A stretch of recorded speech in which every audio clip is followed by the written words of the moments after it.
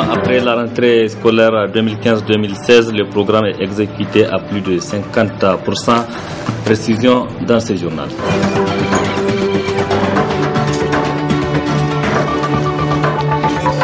Après le premier tour de la présidentielle et dans les perspectives du deuxième tour, les déclarations de soutien se multiplient. Vous suivrez dans ce journal celle de ADN Foussa'a et CPR Enganji.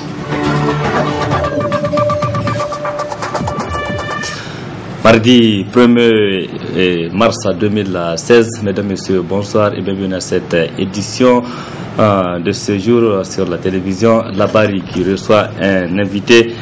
Il s'agit du professeur Issoufou Yahaya, enseignant-chercheur à l'université Abdou Moumouni de Niamey. Il est historien et politologue. Avec lui, il sera question des élections du 21 et 22 février dernier, mais aussi des préparatifs du deuxième tour de la présidentielle. Donc, professeur, bonsoir. Bonsoir. À tout à l'heure, professeur. Pour débuter ce journal, la direction Assemblée nationale où les travaux de la première session ordinaire au titre de l'année 2016 ont débuté ce matin.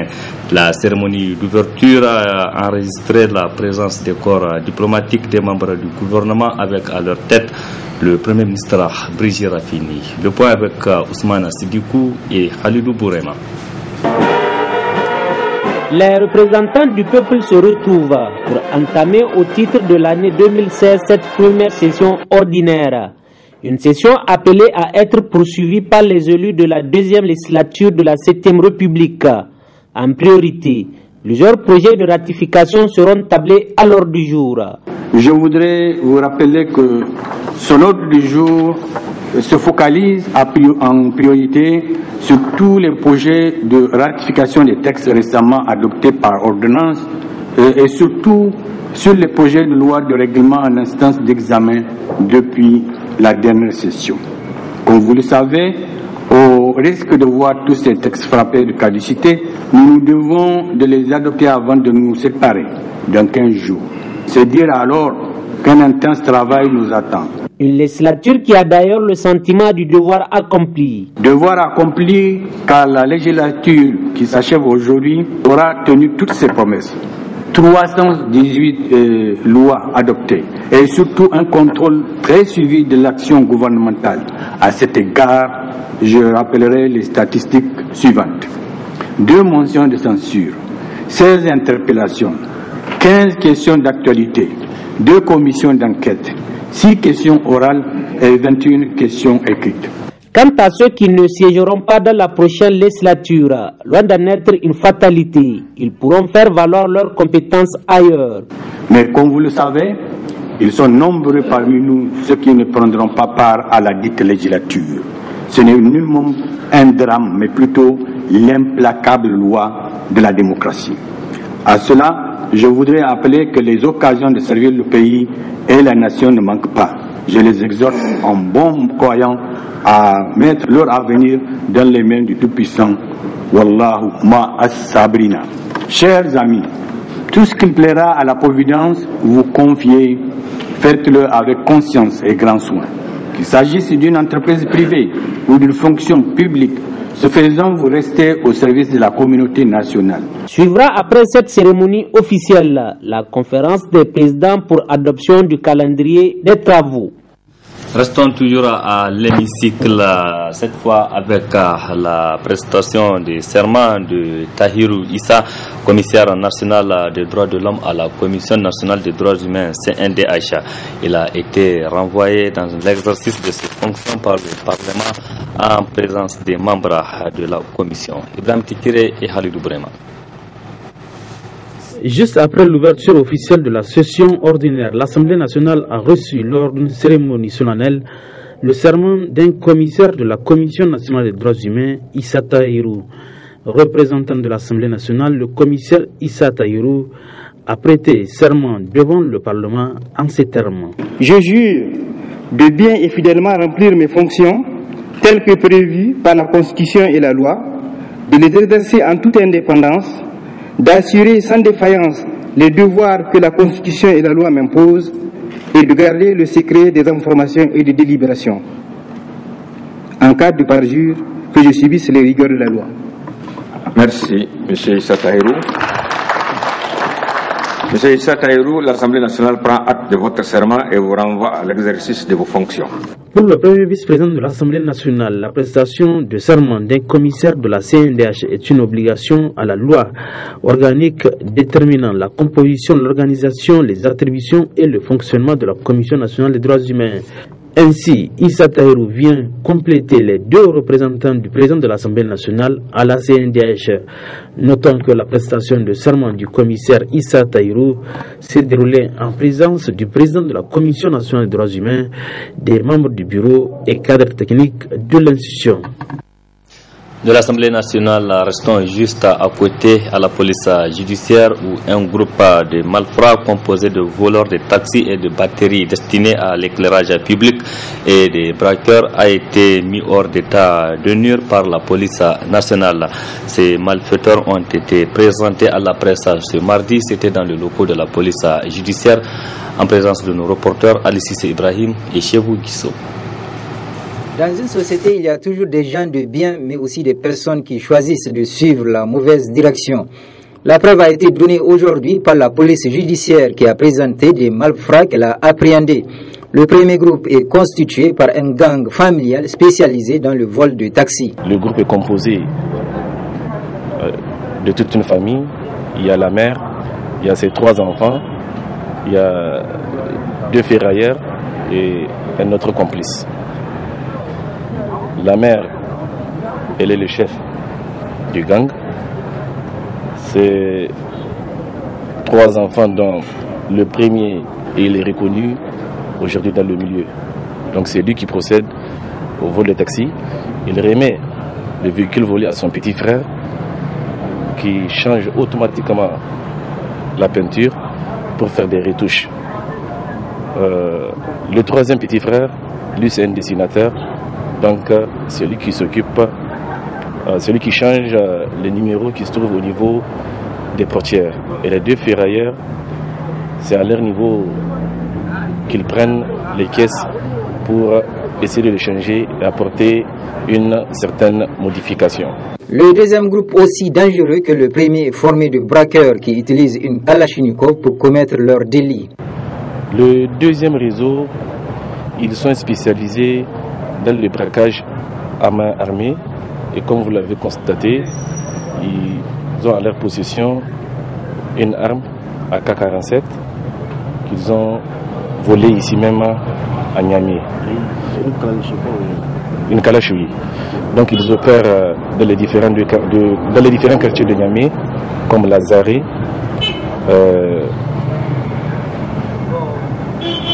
quartier francophonie. Quant au 3e ensemble de délinquants, il englobe des jeunes voleurs de batteries destinés à l'éclairage public. Le 3e groupe, il est composé de 2 personnes. Eux, c'est des taximans. Et ils opèrent en pleine journée. Ces 2 messieurs passent leur journée à déterrer les batteries qui ont été placées au niveau des voies qui sont en train d'être éclairées. Ainsi, il convient de féliciter la police judiciaire qui, par son efficacité, a pu arrêter ces différents malfaiteurs. Et c'est le lieu de dire aux populations de demeurer vigilantes tout en aidant la police à bien faire son travail. Je l'annonçais au début de ce journal, nous recevons un invité sur ce plateau. Il s'agit du professeur Issoufou Yahaya, enseignant-chercheur à l'université Abdou Moumouni de Niamey. Il est historien, en même temps un politologue. Docteur, professeur, bonsoir. Bonsoir. Et avec vous, on va revenir sur les scrutins du 21 et 22 février dernier, et dont la CENI a proclamé les résultats et le jeudi dernier. Professeur, quelle analyse faites-vous de ces résultats proclamés par la Commission électorale nationale indépendante, dont le président sortant et ce sera candidat à sa propre succession, Issouf Mahamadou, a recueilli 48,4% de voix et suivi par Hama Amadou de Lumana. Et quelle analyse vous citez ces résultats? Alors, je crois que les résultats se passent de tout commentaire. Quand vous prenez l'écart entre le premier et le second en 2011, il était à peu près de 449 937 voix. Entre le premier et le second, donc en 2016, il y a 32 points d'écart, qui correspondrait à peu près à 1 240 000 voix. Donc, ce qu'il faut retenir, c'est que dans un premier temps, il y a un candidat qui totalise le nombre de voix obtenues par ses suivants, donc du deuxième jusqu'au huitième, ils ont à peu près le même nombre de voix que lui tout seul. Alors, il y a un deuxième élément qu'il faut prendre en compte, c'est que le MNSD, qui était le deuxième il y a 5 ans, est finalement réduit aujourd'hui en peut-être un comité de soutien de M. Hama Amadou. La CDS a presque disparu du paysage, en tout cas elle est dans les profondeurs du classement. Il y a aussi des candidats qui ont fait probablement le combat de trop. Je vais parler de M. Chef Amadou. Et ce scrutin consacre aussi une nouvelle vague, en particulier M. Ibrahim Yakouba et M. Kassim Mokhtar, qui totalisent l'équivalent des 6 derniers candidats. Donc le scrutin se passe vraiment de tout commentaire, puisqu'il y a un candidat qui est potentiellement élu, et puis le reste de candidats qui se trouvent être vraiment mis totalement dans les décombres, au point où l'ensemble, un seul candidat totalise presque l'ensemble du reste des concurrents. Oui, donc professeur, on a vu pendant la campagne le candidat sortant, et le président sortant, il a émis le vœu de passer dès le premier tour, et les résultats donc sont là. Et est-ce qu'un coup KO est-il possible au Niger, vu la composition du paysage politique du Niger? Alors, un coup KO, je crois que ce slogan vient de Guinée, vient d'un ami du président de la République, un ami socialiste. Un coup KO, Alpha Condé a dit lui-même qu'il n'a jamais prétendu avoir réalisé tout ce qu'il a promis. Maintenant, un coup KO, si un candidat est potentiellement élu avec presque 49 ou même 50% de voix, que reste-t-il à partir du moment où il est nettement au-dessus des autres? Alors, un coup KO, je pense que le fait qu'il n'ait pas été atteint est finalement une satisfaction générale, à la fois pour le candidat lui-même sortant, M. Mohamed Issoufou, qui laisse un peu d'espace à l'expression populaire pour le second tour. C'est aussi une satisfaction pour l'opposition qui a fait son cheval de bataille de ne jamais cautionner une élection au premier tour. Mais on est dans le langage martial, un coup où le chaos, c'est priver temporairement un adversaire de ses capacités. Alors je pense qu'il n'y a pas que l'opposition qui a été sonnée par ce coup. Je pense que même autour de la mouvance présidentielle, il y a ceux qui semblent avoir fait les frais de ce coup. Et il y a aussi, il faut le souligner, d'autres qui s'en sont tirés à bon compte. C'est le cas notamment du président de Jamhouria, qui se trouve réconforté dans ses ambitions et qui pourrait jouer des rôles importants dans l'avenir. Professeur, on a vu un fort taux de participation lors de ces scrutins, plus de 66%. Et qu'est-ce qui explique cette grande mobilisation des Nigériens pour ces scrutins? Alors, il y a un certain nombre, si on s'en tient à la théorie de la science politique, un certain nombre de déterminants qui favorisent un taux de participation élevé.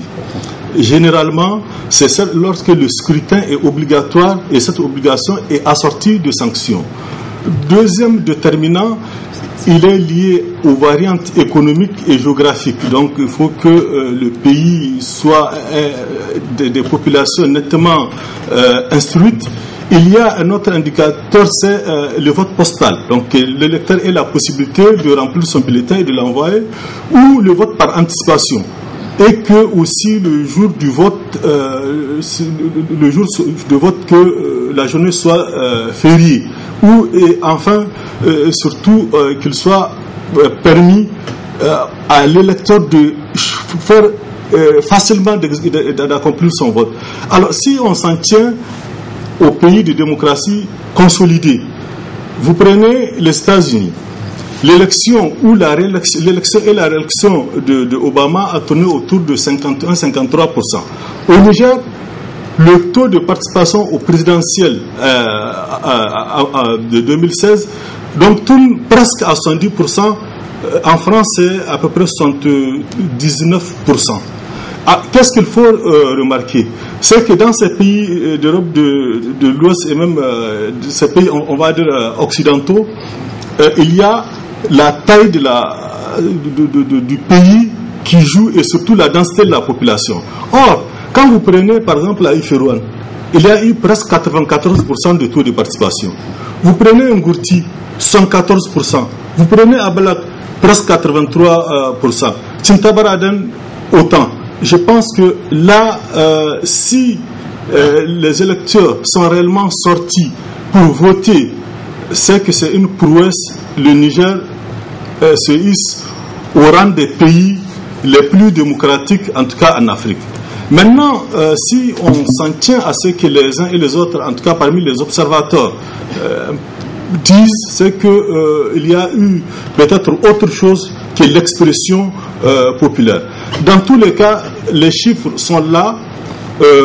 Ceux qui se sentent lésés peuvent introduire des recours auprès de la Cour constitutionnelle et que d'ici quelques jours, je crois que tout sera clarifié. S'il y a eu du faux, je crois que la Cour est bien placée pour statuer et rendre justice à celui qui est lésé. Oui, professeur, pour nombreux observateurs, les résultats du double scrutin sont exceptionnels, notamment pour le principal parti au pouvoir et son candidat. Pensez-vous que les électeurs ont voulu reconnaître les efforts du gouvernement de ces 5 dernières années, notamment le programme 3N, de gros travaux ou la guerre contre le terrorisme? Alors, il faut dissocier. Le président Mahmoud Issoufou est parti au présidentiel de 2011 avec un programme qu'il pense avoir exécuté à plus de 95-96% et que sur bon nombre d'aspects il peut justifier les avancées qu'il y a eu. Les indicateurs, les chiffres sont là. Je pense que l'opposition à l'occasion du second tour, à l'occasion du débat, au cas où il y aurait débat, au cas même où il y aurait deuxième tour, l'opposition aura l'occasion vraiment de contredire.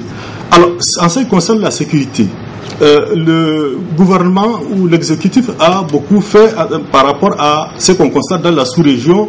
Le Niger est relativement vivable. En ce qui concerne les 3N, je crois que c'est vraiment mitigé.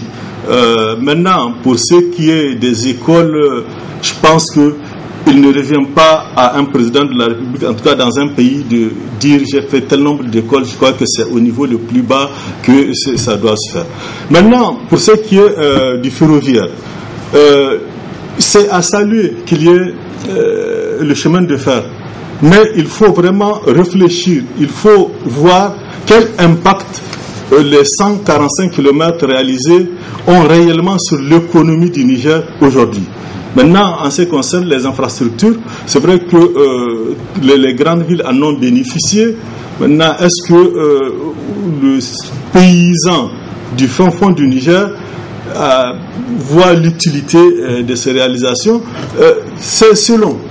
Il y a des choses à saluer, il y a des choses qui sont là et peut-être dont seuls ceux de l'avenir, les générations futures verront l'utilité. Docteur, les partis de l'opposition ont obtenu un score peu honorable par rapport à ceux de l'année passée et ils crient déjà victoire. Comment expliquez-vous ce contraste? Alors, officiellement, en tout cas, si on s'en tient aux chiffres officiels, l'opposition est sonnée. Elle est sonnée, mais elle n'est pas totalement à terre.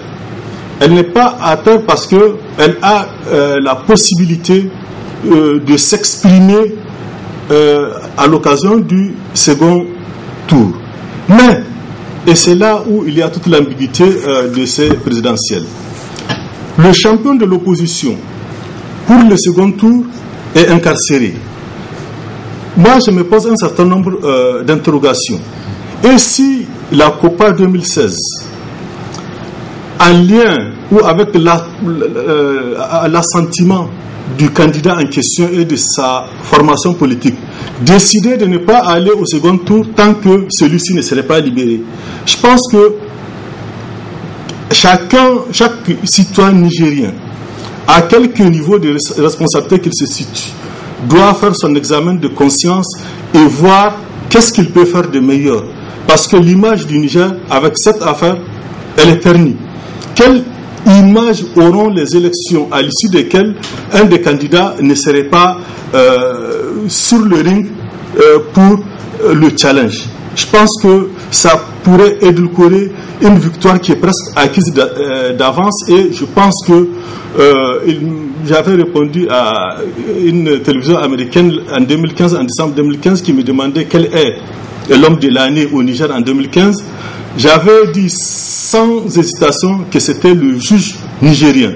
Je pense que ce ne sont pas ces propos ne sont pas de simples affabulations, que la justice aura à renforcer l'image de la démocratie nigérienne en se comportant vraiment de manière à voir qu'est-ce qui est pour le pays et quelle image le pays aurait au cas où sa décision, qui est judiciaire, ne serait pas en conformité avec le contexte dans lequel nous sommes.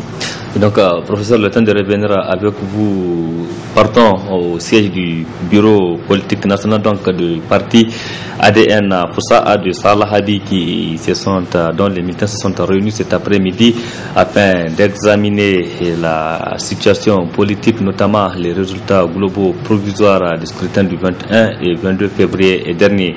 Au terme de cette rencontre, le bureau politique a rendu public une déclaration, elle est lue ici par le vice-président national Maïrou Ligari. Le bureau politique national de l'ADN Foussaha salue la maturité du peuple nigérien qui a su exercer son devoir civique dans la paix sur l'ensemble du territoire national et au titre de la diaspora, offrant ainsi à notre pays un scrutin apaisé et honnête.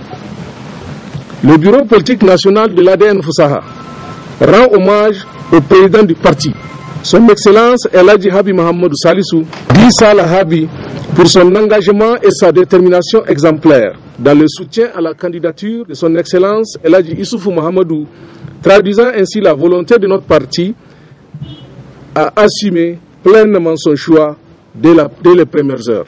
Le bureau politique de l'ADN Foussaha félicite l'ensemble des militants du parti pour leur vote massif au scrutin du 21 février et les remercie pour le respect de la consigne donnée.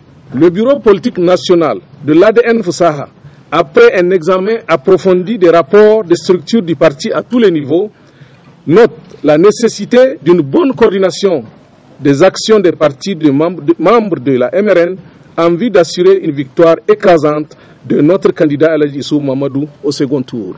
Des résultats des scrutins. Le bureau politique national de l'ADN Foussaha note avec satisfaction que notre parti, en dépit de sa jeunesse et toutes les adversités dont il a fait face sur le terrain électoral, a totalisé 73 977 voix sur 4 régions où il a compéti et a obtenu un siège à l'Assemblée nationale. Le bureau politique national de l'ADN Foussaha se félicite également de la mobilisation des partis de la mouvance pour la renaissance du Niger, MRN, en faveur du candidat Issoufou Mahamadou au premier tour de cette élection présidentielle. Il se réjouit aussi de l'obtention d'ores et déjà par la MRN d'une majorité absolue dans la future Assemblée nationale. Le bureau politique de l'ADN Foussaha félicite le candidat Issoufou Mahamadou pour le score inédit de 48,41% réalisé à l'issue de ce premier tour des élections présidentielles 2016.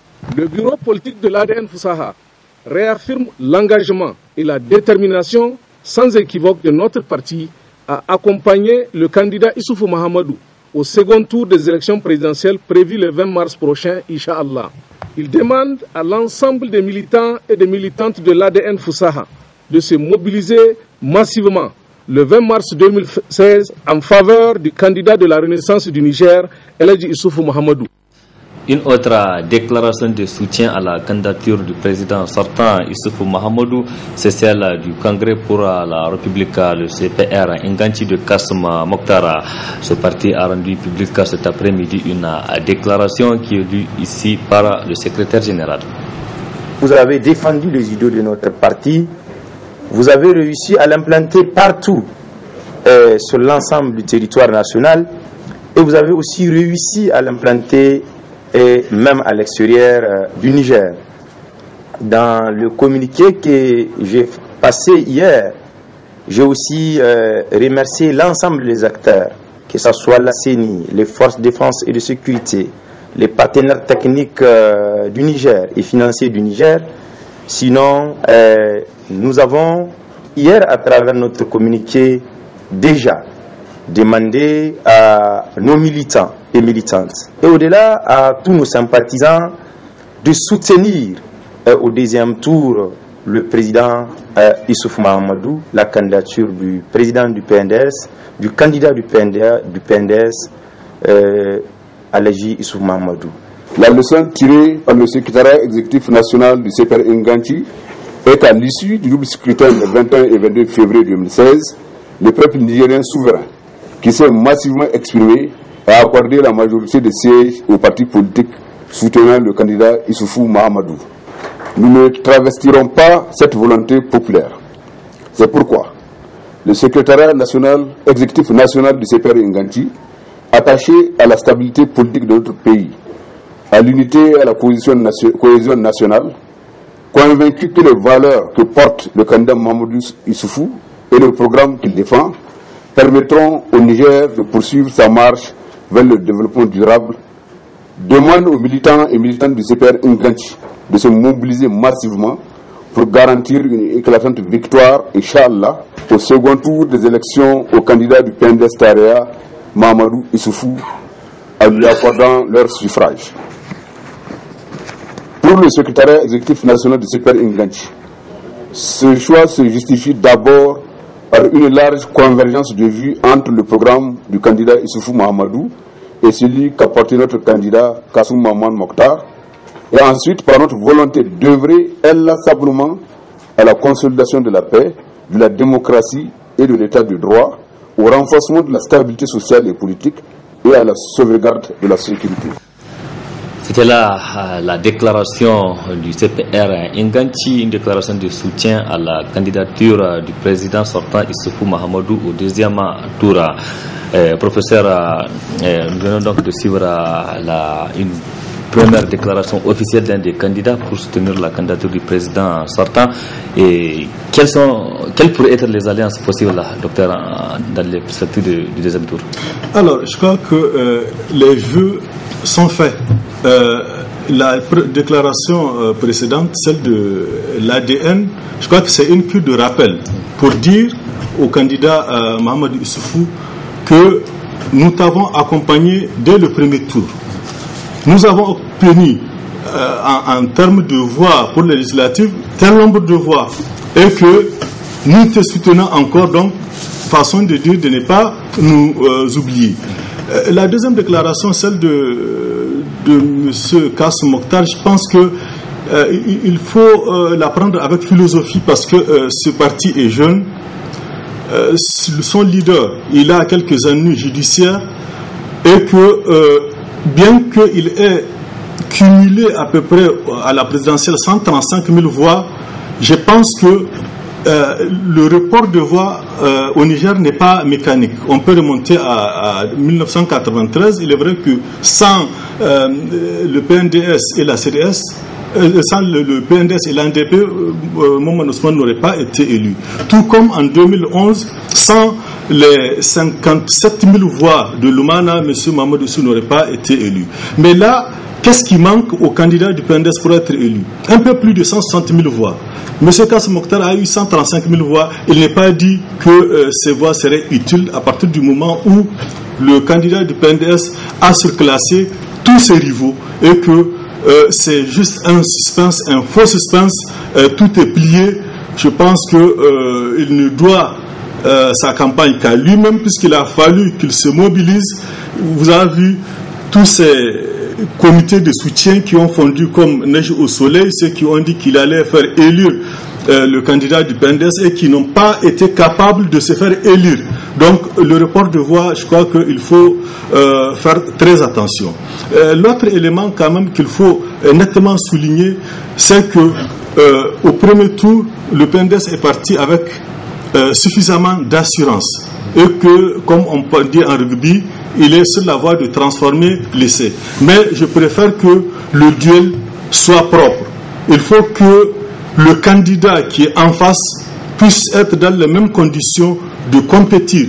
Parce que le coup KO n'a de sens que si il y a vraiment un match d'égal à égal avec un juge qui est là pour arbitrer.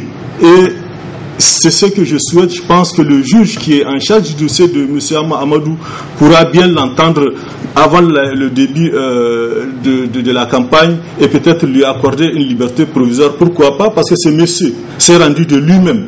Il a dit qu'il se mériterait à la disposition de la justice. Et depuis qu'il est incarcéré, je pense qu'il a fait moins de problèmes. Il a moins fait parler de lui.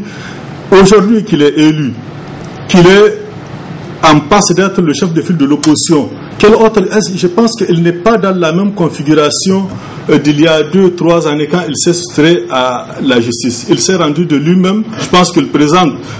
Il voulait éviter la justice. Il est incarcéré depuis plus de 3 mois. Je pense que ça ne serait que dans l'intérêt de notre pays de faire une compétition saine pour détendre l'atmosphère politique qui est tendue. Il y a une adversité politique.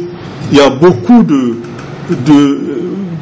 ceux qui sont en liberté provisoire et qui exercent au plus haut niveau. Je pense que c'est un cas de plus, mais il ne faudrait pas qu'il y ait un goût de victoire inachevé et que l'image du Niger, avec cette affaire, elle est un peu ternie. Je pense que les uns et les autres doivent se ressaisir et décrisper l'atmosphère pour le bonheur du peuple nigérien qui a, en tout cas, si on s'en tient aux chiffres officiels, qui s'est mobilisé pour accorder ces suffrages. Donc, professeur, selon vous, quelles pourraient être les alliances possibles? Alors, alliances possibles, je pense que ceux qui n'ont pas d'autre choix que d'aller vers le candidat dont la victoire est quasiment acquise d'avance, ceux-là vont aller. Mais la COPA 2016, je crois qu'elle est structurée de telle sorte qu'il est difficile que quelqu'un parmi les membres fondateurs la quitte, parce que là il y a les gens se serrent les coudes, me semble-t-il. Maintenant il y a cette question par exemple de Kishinkasa qui a eu plus de 4,5 comme pourcentage et qui a été vitupéré par le camp présidentiel, qui a été traîné dans la boue, qui a été déshonoré. Je pense que avec le score qu'il a eu, moi si j'étais à sa place, je ne donnerais pas de consigne de vote et je m'attelerais à faire grandir mon parti qui est né à peine 2 mois et qui est en train de se hisser, qui a damé un peu le pion à pratiquement toute la vieille garde politique. Donc on aura les 45, 46, peut-être même atteint 45 qui sont ralliés dès le premier tour, plus quelques 2 ou 3 qui n'ont d'autre choix que d'aller, et puis la COPA telle qu'elle est structurée. Moi, si j'ai un vœu, c'est que le jeu soit loyal. Dans la phase électorale et surtout dans la phase post-électorale, il faut que le dépouillement soit conforme à l'expression des suffrages. Il ne faut pas qu'il y ait un dépouillement tropicalisé ou même intertropical au point où d'aucuns disent qu'il y a beaucoup de PV seulement qui ont été remplis au détriment du vrai résultat. Donc si c'est le cas, je crois que la Cour constitutionnelle est bien placée pour rééquilibrer et donner quitus à ces élections qui se sont quand même passées dans une atmosphère cordiale, puisqu'il n'y a pas d'animosité les uns comme les autres sont nigériens, que je souhaite que le gagnant soit le peuple nigérien, soit le Niger, et qu'ils sortent grandis de ces épreuves qui n'ont fait que très dur. Donc, professeur, peut-être la dernière question. Et on a vu les conditions dans lesquelles les scrutins du 21 et 22 février se sont déroulés avec des contestations, des manquements. Et selon vous, qu'est-ce qu'il faut faire pour améliorer les prochaines élections? Alors, le deuxième tour. La CENI a une responsabilité historique, celle d'organiser un scrutin libre, honnête et transparent. Je pense que les présidents des commissions ou des bureaux qui ont fait preuve de manquement doivent être systématiquement changés. Je crois que il vaut mieux organiser des élections propres à l'issue desquelles un vrai gagnant sorte et qu'il soit reconnu sans tarder par son challenger ou ses challengers. Je pense que ça agrandirait la démocratie nigérienne. Professeur, merci. Je rappelle que vous êtes enseignant-chercheur à l'université Abdou Moumouni de Niamey, et historien et politologue. Professeur, merci d'avoir accepté notre invitation et restez suivre avec nous la suite de ce journal-là. Éducation à présent, l'année scolaire 2015-2016 est à son deuxième semestre au niveau des établissements publics et privés. Tous les taux d'exécution du programme est satisfaisant d'après le constat fait ce matin par nos reporters Michel Deji et Soumela Abdoulaye. En ce début du mois de mars, c'est un nouveau semestre qui commence dans les établissements scolaires du secondaire. Si dans certains, les bulletins du premier semestre sont déjà remis, dans d'autres, c'est la dernière ligne droite avec des taux d'exécution de programmes qui varient d'une école à une autre. Le bilan est satisfaisant, bien qu'il y ait eu quelques perturbations dans l'ensemble, tout s'est déroulé dans de bonnes conditions. Et la preuve, nous avons déjà remis les bulletins de fin du premier semestre, ce samedi passé. Le taux d'exécution, il tourne principalement dans les classes de 3e autour de 60%. À partir d'aujourd'hui, nous sommes déjà dans le second semestre, à partir de ce 1er mars. Nous comptons finir le programme au plus tard en fin mai. Et déjà en juin, ça sera la composition du second semestre et les examens. Dans le programme, nous sommes à peu près à 80%, surtout dans les classes d'examen. Donc nous n'avons aucune inquiétude pour aborder le deuxième semestre. Vous savez, ici au CSP, on a plusieurs niveaux, comme son nom l'indique, mais les classes d'examen, nous comptons tout réaliser d'ici 2 mois, et entrer de plein pied dans la révision. Un niveau de satisfaction qui pourrait être encore amélioré, surtout dans les écoles publiques, si le gouvernement avait pris en compte les revendications des enseignants, estime le syndicat national des enseignants du secondaire. On ne peut pas dire que l'exécution est satisfaisante. Vraiment, je n'invente rien par rapport à ce qu'on aurait pu couvrir en termes d'avancée dans l'exécution du programme. On relève que nous avons quand même, nous sommes en retard par rapport à la programmation qui aurait dû être exécutée. Nous avons certes fait l'évaluation de fin du premier semestre, mais pour l'essentiel jusqu'à présent, au niveau du public, rares sont les établissements qui l'ont finalisé, parce que finaliser l'évaluation suppose qu'on ait remis les bulletins aux élèves pour qu'ils le remettent aux parents d'élèves. Et le deuxième semestre, c'est un petit semestre. Vraiment, on n'a pas beaucoup de volume en heure en termes de cours qu'on doit faire. Donc, vous savez, tous les hommes politiques, ils ont la même volonté. Mais ce qu'il faut, en plus de la volonté politique, c'est véritablement sur le terrain créer les conditions de traiter de manière définitive l'instabilité qui caractérise notre système éducatif. Parce que c'est ça le chancre, c'est ça le chancre de notre système éducatif, son instabilité. Et vous le savez bien, tout le monde sait qu'on ne peut pas avoir un système efficace et un système performant tant qu'il est instable. Les syndicats du secteur de l'éducation qui espèrent que leurs revendications soient vite prises en compte pour un retour définitif de l'accalmie et de la sérénité pendant ce deuxième semestre et pour le grand bonheur de l'école nigérienne.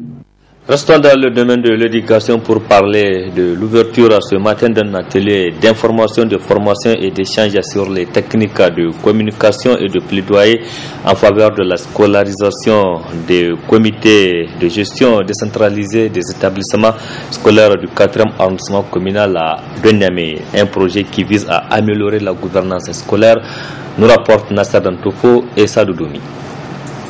Cette rencontre, la deuxième du genre, vise à renforcer la capacité des membres des comités décentralisés des établissements scolaires et la fédération communale Niamey-Kata. Ils seront outillés sur les techniques de communication et de plaidoyer en faveur de la scolarisation. Ces deux thèmes qui sont très importants dans la vie de l'homme même, à plus forte raison au niveau des activités de la fédération.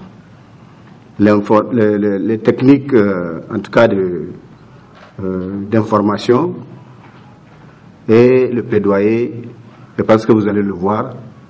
Il faut d'abord s'informer, il faut savoir comment prendre les informations, il faut voir comment les diffuser et maintenant à partir de ces techniques-là, comment est-ce que nous pouvons monter des dossiers pour un certain nombre de problèmes qui sont au niveau de CIDS d'abord.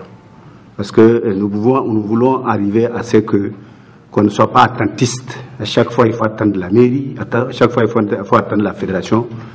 Mais l'intérêt, en tout cas, de cette formation, c'est que les CIDS se prennent en charge. L'arrondissement communal Niamey-Kata, qui accueille cet atelier, a, à travers son secrétaire général, salué cette initiative. Ce projet vise à renforcer les capacités de la fédération communale et des comités de gestion décentralisés des établissements scolaires. CG2S de notre arrondissement communal va, je suis convaincu, donner un nouvel élan pour nos écoles. Cette rencontre d'aujourd'hui a pour but d'informer les participants et d'échanger sur les techniques de communication et de plaidoyer en faveur de la scolarisation. Avant vous, 50 participants ont bénéficié de cette formation les 10 et 11 février passés. L'objectif est doter chaque membre de CG2S d'outils pertinents de communication en faveur de la scolarisation. Munir chaque membre du bureau de CG2S d'outils pertinents en plaidoyer en faveur de la scolarisation. Amener les participants à s'approcher ces outils par la pratique des cas. Cet atelier qui durera 2 jours contribuera à l'amélioration de la gouvernance scolaire de l'arrondissement communal Niamey-Kata grâce au concours de l'ONG SOS Civisme Niger. Merci Abdel Nasser Dantoufo. Point final de ce journal. Merci à vous qui l'avez suivi et resté en compagnie du programme de la télévision Labari. Au revoir et excellente nuit à toutes et à tous.